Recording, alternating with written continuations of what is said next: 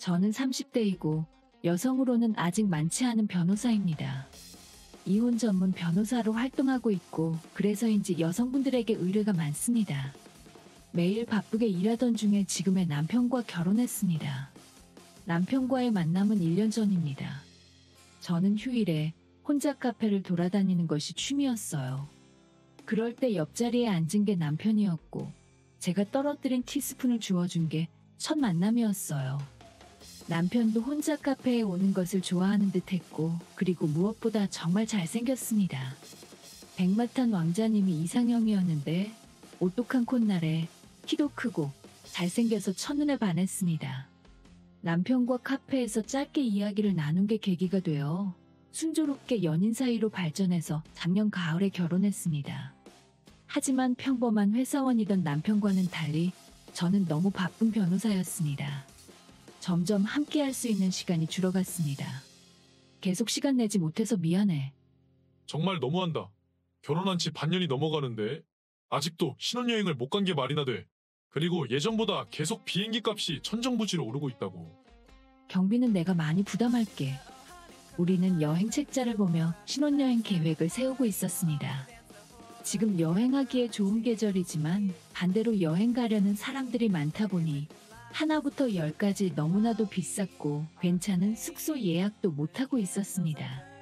그런 상황에 남편은 점점 짜증이 났고 저는 저 때문에 이렇게까지 여행이 오래 걸린 자책감 때문에 사과밖에 못하고 있었습니다. 문제가 한둘이 아니야? 이래서 제대로 계획 세울 수나 있겠어? 진짜 이럴 거면 다른 사람과 결혼할 걸 그랬어. 진정해. 남편이 거침없이 속마음을 말해 저는 놀라서 할 말을 잃었습니다. 이해는 어느 정도 합니다. 제가 기념일이나 그런 걸 잘 못 챙기긴 하거든요. 전 여자친구는 그래도 남들이 하는 만큼은 했어. 아무리 바빠도 그렇지 가장 중요한 신혼여행을 아직도 못 가고 있다면 어느 누가 화가 안 나겠어? 미안해. 남편은 전 여자친구와 가끔 저를 비교했습니다. 이럴 거면 전 여자친구와 결혼하지 그랬냐고 따지고 싶지만 평소에는 잘 대해줬기 때문에 남편을 좋아하는 마음이 변하지 않아 그런 말은 하지 못했습니다. 그래서 남편의 말에 상처받으면서도 평정심을 유지할 수밖에 없습니다. 변호사를 하면서 익힌 기술이기도 하지만 당사자가 된다면 견디기 힘들긴 합니다. 변호사라고 해도 똑같은 사람이기에 별 다를 게 없는 거죠. 다음에는 정말로 괜찮은 거지? 다음에 또 계획에 차질 생기면 가만 안 있을 거야. 남편이 압박을 줍니다. 저는 지금까지 몇 번이나 신혼여행 일정을 취소했는지 기억도 잘 못하겠습니다. 아무리 일이 바빠도 남편에게 몹쓸 짓을 했다는 미안함이 있어요. 아무리 계획을 잘 세운다 한들 갑작스럽게 의뢰나 지명이 들어오면 도저히 거절할 수 없습니다. 게다가 지금 시기가 저에겐 경험을 쌓아가는 중요한 시기라 많은 경험과 실적이 무엇보다 필요했습니다. 이걸 남편이 알아줬으면 좋겠는데 평범한 회사원인 남편이 이해하긴 어려운 것 같았습니다. 벌써 2달 전에 휴가 신청해놨어. 이번에는 정말로 갈 수 있어. 제가 이렇게 말하니까 일단은 이해를 해줬습니다. 우리의 여행 계획은 조금 삐걱거렸지만 나름 순조롭게 진행됐고 목적지는 하와이로 결정되었습니다. 여행 계획을 마무리함과 동시에 제가 근무하는 사무실에 전화가 왔습니다. 전화를 받아보니 급한 부탁이었어요. 저는 실적을 위해서, 생활비를 벌기 위해서, 그리고 의뢰인을 위해서 주저하지 않고 의뢰를 수락했어요. 여보 미안해. 지금 사무실에 급한 일이 있어서 가봐야 해. 오늘 레스토랑에서 저녁 먹기로 약속했잖아. 아 맞네. 저도 모르게 깜짝 놀랐습니다. 생각해보니 그런 약속을 했었습니다. 게다가 거긴 한 달 전에 예약해야 하는 곳이어서 남편이 예약을 잡았다고 기뻐하던 레스토랑입니다. 누군가를 돕는 것도 좋긴 하지만 나를 너무 소홀히 하는 거 아니야? 내가 그럴 리가 있겠어. 어쨌든 미안해. 됐고, 그렇게 일이 중요하면 그렇게 계속 일만 하면서 살아. 말을 꼭 그렇게 해야 해? 내가 미안하다고 하잖아. 그리고 내가 벌어야 생활이 되지. 당신 월급으로 할 수 있는 게 뭐 있다고 그래. 저는 무심코 속마음을 말해버렸습니다. 남편은 일을 금방 그만두는 버릇이 있어서 한 곳에 꾸준하게 다니지 못했습니다. 간신히 재취업한 지금의 회사는 일이 쉬운 대신 월급은 200만 원 정도였습니다. 그리고 지금 사는 이 집의 월세가 120만 원입니다. 두 명이 살지만 월세는 거의 다 제가 부담하고 있는 형편이었어요. 그래서 제가 벌지 않으면 애초에 기본적인 생활조차 안 되는 겁니다. 날 깔보는 거야? 변호사라고 잘난 척하는 거 밥맛이야. 사실이 그렇잖아. 지금 한창 바쁠 때인데 이럴 때 벌어놔야지 언제 벌겠어? 일단 사무실에 좀 갔다 올게. 싸우던 중이었지만 급히 대화를 마무리하고 저는 집을 나왔습니다. 평소 같으면 현관까지 배웅해주는 남편이지만 이날은 아무것도 안 해줬어요. 사무실에 도착하자 이미 의뢰인 여성분이 앉아 있습니다. 저와 의뢰인은 형식적인 자기소개를 마치고 저는 바로 본론으로 들어갔습니다.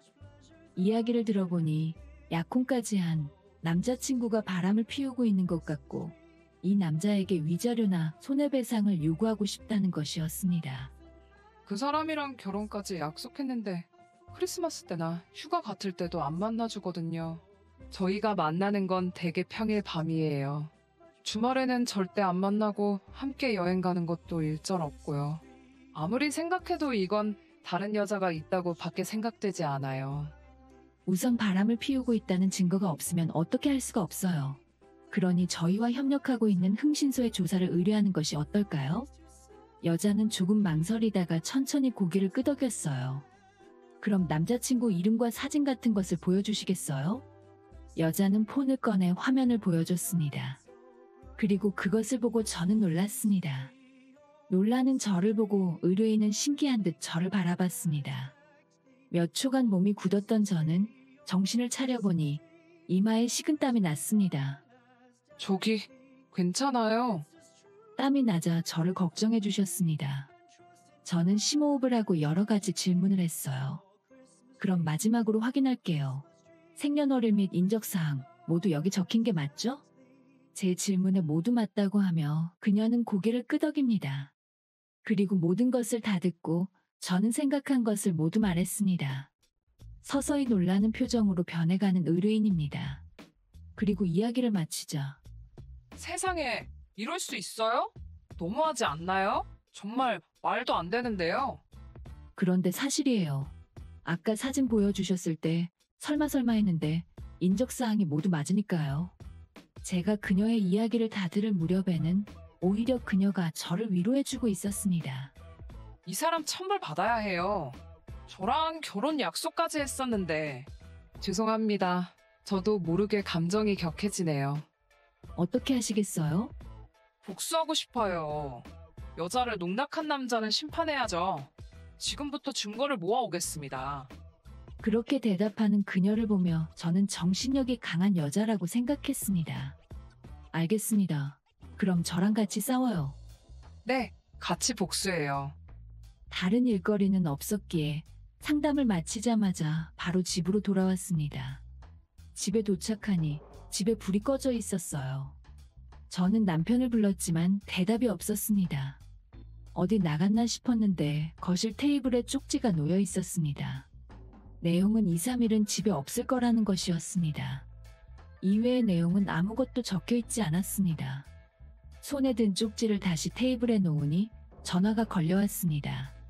전화를 걸은 건 조금 전에 의뢰인이었고 남자친구를 조금 전에 만났다며 증거를 모으겠다고 말했습니다. 의욕이 넘치는 것 같았습니다. 누구나 좋아하는 사람에게 배신당하는 것은 용서하기 어려운 일입니다. 그게 언젠가 결혼하자는 말까지 들었다면 더욱더 힘듭니다. 그녀의 이야기를 듣고 있을 때 저도 마찬가지로 이 남자에게 농락당했구나 하고 느꼈습니다. 하지만 제 마음은 갈대처럼 아직 흔들리고 있습니다. 남편이 집을 나간 3일은 눈 깜짝할 사이에 지나가 버렸습니다. 일이 끝나고 제가 집에 돌아오니 집에 불이 켜져 있었습니다. 아무래도 돌아온 것 같아요. 현관을 들어서니 집에 아무도 안 보이는데 안방 쪽에서 말소리가 들리길래 안방으로 향했습니다. 가까이 다가가니 남편의 말소리가 들렸어요. 그러니까 쟤한테서 다 쓰게 할 거라서 괜찮다니까. 그냥 위로금 같은 거야. 그러니까 와도 돼. 안방에 들어가니까 남편은 누군가와 전화하고 있었어요. 게다가 대화 내용이 마치 저를 욕하는 것처럼 들렸습니다. 저는 등을 돌리고 있는 남편의 어깨를 두드렸어요. 그러자 깜짝 놀란 듯 저를 돌아봅니다. 나중에 다시 걸게. 남편은 전화를 끊고 저를 노려보며 말했어요. 놀랬잖아. 인기척을 내야지. 일부러 그러는 거야? 노려보는 남편에게 겁이 질린 저는 얼떨결에 미안하다고 반사적으로 사과했습니다. 진짜 마음에 안 드네. 그건 그렇고 대화 내용이 어떠는 거야? 남편은 저를 의심해서 물어봤는데 저는 말소리는 들렸지만 내용까지는 못 들었습니다. 솔직히 아무것도 못 들었어. 그런데 3일 동안 어디 갔었어? 내가 어딜 갔겠어. 출장 갔지.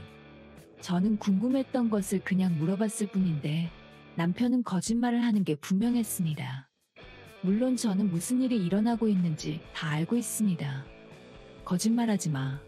회사 가방은 집에 계속 있었어. 가방은 다른 거 썼을 수도 있지. 지금 따지는 거야? 저번에 레스토랑 못 가서 안 그래도 화나는데. 그건 저번에 미안하다고 했잖아. 어쨌든 미안해. 미안하면 말로만 하지 말고 이런 경우 위약금이랑 위로금 몫으로 한 300만 원 정도는 책정되지? 라며 변호사인 저를 상대로 바보 취급하며 돈을 요구합니다. 나 변호사야. 지금 나 바보 취급해? 변호사라고 또 잘난 척하네. 그렇게 변호사 놀이하고 싶으면 나한테 하지 말고 다른 사람한테 해. 너가 마음대로 내 계획들을 망쳐놓잖아. 내가 놀려고 그런 것도 아니고 일한다고 그런 건데 당신이 계획 세웠다고 해서 뭐든지 다 될 거라는 생각하지 마. 그러니까 너는 잘못한 게 없다는 거지? 진짜 너랑 결혼한 거 후회된다. 저는 남편이 결혼한 게 후회한다고 말한 게 두 번째라서 저도 모르게 되물었습니다. 당신 정말 나랑 결혼한 거 후회돼? 글쎄, 잘 모르겠네. 아까는 후회한다더니 신혼여행이 얼마 안 남았으니까 우리 싸우지 좀 말자. 그러니까 위로금 300만 원 주면 봐주겠다니까? 지금 너 때문에 충격받아서 회사 가기 싫어. 300만 원이면 월급보다 많고 한 달 놀 수 있잖아? 초등학생도 안 할 법한 말을 해왔습니다. 더구나 아내인 저에게 돈을 뜯어내려는 것입니다. 심지어 일하고 싶지 않다고까지 선언했습니다. 저는 신혼여행이나 남편과의 생활을 위해 열심히 일해왔는데 갑자기 모든 것들이 바보처럼 느껴졌어요. 300만 원 주면 허튼 데 쓰지 말고 호텔을 더 좋은 데로 예약해. 이왕이면 유용하게 써야지. 저는 남편이 양보하지 않을 것 같아 다른 방안을 제안했습니다. 그런데도 남편은 내 말 들었어? 나 일하러 가기 싫다니까? 변호사라서 돈 잘 벌잖아. 호텔은 이거랑 별개로 업그레이드하면 되잖아. 남편의 말에 따르면 오로지 제 돈으로 마음껏 여행을 즐기고 싶어 하는 거였습니다. 당신 모아놓은 돈은 있어? 없는데 내가 돈을 왜 모아? 뭐? 그럼 신혼여행 비용은 어떻게 하게? 너가 돈 모아둔 게 있을 거 아냐? 나는 친구 만나서 한두 잔 하면 월급 금방 다 써버려. 나한테 위로금 줄 것도 있으니까 그런 의미로 전액 부담해. 그리고 호텔은 알아서 업그레이드 해둘게. 이때 남편의 폰이 울렸습니다. 여보세요? 그러니까 아까 말한 대로 해요. 그런 걱정할 필요 없고 그냥 오면 돼요. 전화는 단 1분 만에 끝났어요. 누구야? 엄마야, 내가 아까부터 계속 얘기하려고 했는데 일정이랑 예약 같은 건 다 내가 다시 수정할 테니까 당신은 잔말 말고 경비만 잘 내줘. 남편은 할 말만 하고 일방적으로 대화를 끝냈습니다. 저는 의미를 모른 채 잠시 멍하니 있었습니다. 저는 마음속으로 누구를 위한 신혼여행이고 나는 남편의 ATM인가? 하는 감정이 요동쳤습니다. 이래서 사람들이 돈을 주며 변호사에게 도움을 요청하는가 보다 하는 것이 비로소 실감났습니다. 그리고 신혼여행 전날을 맞이했습니다. 저는 솔직히 이 여행을 가는 게 맞는 건지 잘 모르겠습니다. 이런 제 마음을 눈치채지 못한 남편은 묵묵히 여행 준비를 하고 있습니다. 그건 그렇고 짐이 많은 것 같았습니다. 캐리어만 3개입니다. 무슨 짐이 이렇게 많아? 3박 4일 아니었어?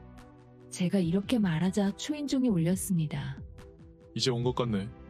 저는 남편의 대답이 이해가 안 갔습니다. 남편이 현관으로 가 문을 열었는데 거기엔 시부모님과 새언니 가족이 있었습니다. 이게 무슨 일이야? 우리 가족 다 데리고 갈 거야. 싫으면 혼자 살던가. 잠깐만, 갑자기 그게 무슨 말이야? 예전부터 생각했는데 모처럼 하와이에 가는 거니까 우리 가족도 데려가고 싶었어. 이럴 때 아니면 해외에 나가기 힘드니까. 그래도 그렇지. 신혼여행으로 가는 거잖아. 원래라면 그렇긴 한데 너가 몇 번이나 변경해서 이제 그런 건 감흥 없어. 그냥 내가 계획 다 했으니까 얌전히 내 말 들어. 불편할까봐 호텔 방은 다 따로 잡아뒀어.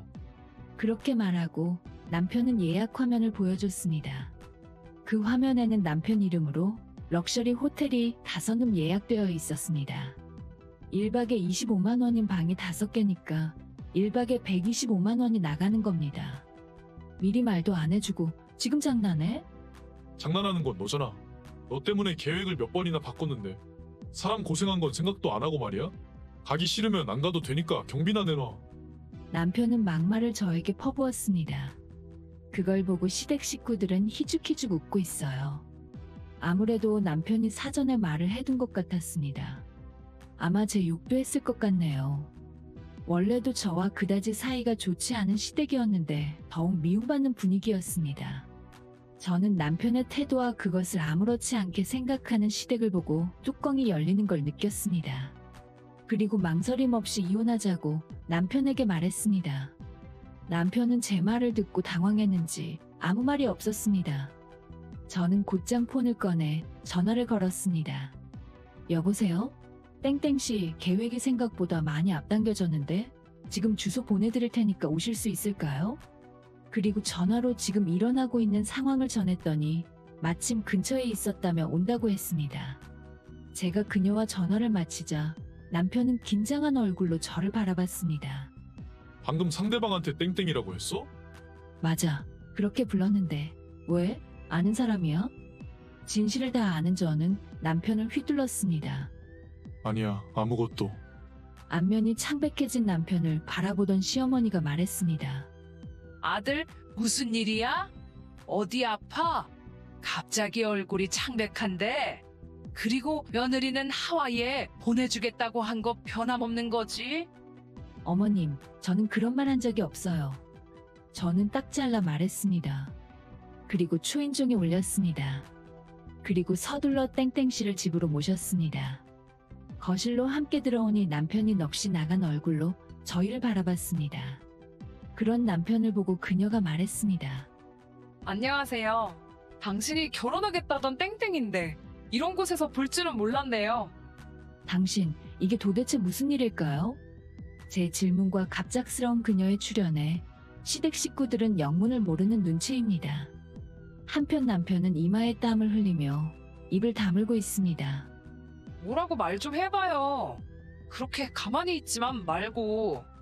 이분이랑 결혼 약속도 하고 만날 땐 세상 좋았죠? 저는 단번에 진실을 들이댔습니다. 다들 나한테 왜 이러는 거야? 왜냐고? 이분은 제 의뢰인이에요. 당신의 행동이 수상해서 저에게 의뢰한 겁니다. 그런데 그 남자가 당신인 줄은 몰랐네. 믿는 도끼에 발등 찍힌 기분 느껴봤어? 이제 어떻게 해줄까? 난 꼬리 친 적 없고 저 여자가 날 꼬신 거야? 당신 미쳤어? 증거가 충분히 있는데 그걸 누가 믿을 것 같아? 그리고 유부남이란 건 왜 속인 거야? 여자를 농락하는 것도 정도가 있지. 이건 너무하잖아. 듣고 있던 시아버지가 화가 나셔서 말씀하셨습니다. 이놈의 자식, 너 밖에서 무슨 짓을 하고 다닌 거야? 지금 이 상황 어쩔 거야? 아니에요. 이거 다 모함이에요. 남편은 필사적으로 부정했습니다. 땡땡씨가 의뢰해왔을 때 사진을 보고 당신이란 걸 알게 되면서 모든 걸 다 말하고 돕기로 했어. 그래서 지금까지 계속 증거를 모으고 있었어. 아마 증거가 많아서 빠져나가기 힘들 거야. 그리고 이런 거 내 전문인 거 알지? 신혼여행도 미루면서 개처럼 일하느라 당신 같은 남자는 어떻게 조져야 하는지 너무나도 잘 아는데 어디 한번 나한테 탈탈 털려볼 거야? 까짓것 할 테면 해봐. 나도 변호사 선임할 거야. 누가 변호해줄 것 같아? 돈도 없으면서 입만 나불대면 되는 줄 아네. 그렇다고 이대로 물러날 순 없지. 얼른 진심으로 사과해. 당신 마음대로 모든 계획 세워놓고 나 때문인 것처럼 말한 것도 사과해. 저는 사과도 필요 없고 법으로 다 청구할 거니까 두고 봐요. 그리고 2번 다신 얼굴 못 들고 다니게 동네방네 소문도 내줄게요. 여보, 미안해. 그냥 나는 잠깐 기분 전환만 했을 뿐이야. 이거 말곤 다른 뜻은 없었어. 이번이 처음이자 마지막이야. 한 번만 용서해줘. 진심 같지도 않고 당신이랑 어울리지 않는 사과네. 나를 ATM처럼 취급하고 안 들켰으면 계속 한눈 팔았을 거란 거 모를 것 같아? 당신이 내 입장이라면 용서할 수 있겠어? 제가 되묻자 남편은 아무 말도 하지 않았습니다. 아까도 말했지만 당신과는 이혼이야. 귀찮지 않게 내가 다 처리해 줄 테니까 당연히 위자료도 알아서 다 청구해 줄게. 그리고 신혼여행은 영원히 취소야. 또 취소야. 남편은 작게 중얼거렸습니다. 어이없게도 아직 갈 수 있다고 생각하고 있는 것 같습니다. 그런 남편에게 저는 분명히 말했습니다. 아니다. 여행 가고 싶으면 가면 되지. 모두 다 당신 명의로 예약해놨잖아. 그러니까 다 함께 하와이 가서 놀다 오면 되겠네. 어차피 지금 환불하면 얼마 못 돌려받을 텐데 당신 돈으로 다 모시고 다녀오면 되겠네. 그러자 남편은 이제야 깨달은 듯 눈이 휘둥그레졌습니다. 지금 예약한 것만 해도 수백만 원인데 내가 그런 돈이 어딨어. 여보, 다시 한번 생각해봐. 남편은 제 다리에 매달렸습니다. 저는 위에서 내려다보며 한마디 했습니다. 더러운 손으로 내 다리 만지지 마. 제 눈을 본 남편은 천천히 손을 떼고 바닥에 손을 댔습니다. 그리고 고개를 푹 숙인 채 바닥을 보고 있습니다. 그런 남편을 보고 그녀와 저는 마음이 조금 풀렸습니다. 시부모님은 믿을 수 없는 것을 보는 듯한 눈으로 끝까지 지켜보고 계셨습니다. 아무 말도 하지 않으시고 말이죠. 어머님, 아버님, 죄송하지만 남편과 여행 다녀오세요. 저는 이제 이혼 절차 준비해야 해서 함께 못 가요. 며느라, 남자가 사회생활하다 보면 실수할 때도 있는 건데 어떻게 한 번만 용서해 줄 수 없겠니? 아들이 용서를 빌잖아. 꼭 이렇게까지 해야겠어? 시부모님은 저에게 용서해주라고 하셨지만 저는 마음을 바꿀 생각이 없었습니다. 저도 사회생활하고 있고 용서를 빌어서 될 일이 아닌 것 같아요. 죄송합니다. 열심히 살려고 했는데 결국엔 제가 배신당했는데 용서하기가 쉽지 않아요. 그리고 저도 저희 집에서는 소중한 딸인데 저희 부모님은 용서하지 말라고 하실 거예요. 제가 이렇게 말하자 시부모님은 아무 말도 못하고 고개를 돌렸어요. 당신한테 땡땡씨 거랑 내 것까지 합쳐서 내용 증명 보낼 테니까 나중에 잘 읽어보도록 해. 여행 잘 갔다 오고 이 집은 내가 계약했으니까 돌아올 땐 다른 데로 가. 비밀번호도 바꿀 거야. 그렇게 말하고 저는 땡땡씨를 데리고 집을 나가려 하니 남편이 울부짖었습니다. 나이든 남자가 부모에게 매달리는 모습을 보니 진심으로 한심했습니다. 신혼여행을 계속 취소했던 게 약간은 미안하지만 그래도 용서하지 않고 이혼하기로 마음먹은 건 잘한 것 같습니다. 그 후 땡땡씨는 새로운 사람을 만난다고 하고 전 남편은 부모님 집에 들어가서 산다고 합니다. 길에서 한 번씩 볼 때가 있는데 머리에 탈모도 좀 생긴 것 같고 살도 좀 빠져 보였습니다. 모든 게 다 뿌린 대로 거둔 거겠지요. 지금은 바쁘지만 나중에 저도 좋은 사람 만나서 진정으로 행복한 신혼여행 갈 수 있기를 기대해 봅니다. 끝까지 시청해 주셔서 감사합니다. 그럼 다음 영상에서 다시 뵙겠습니다.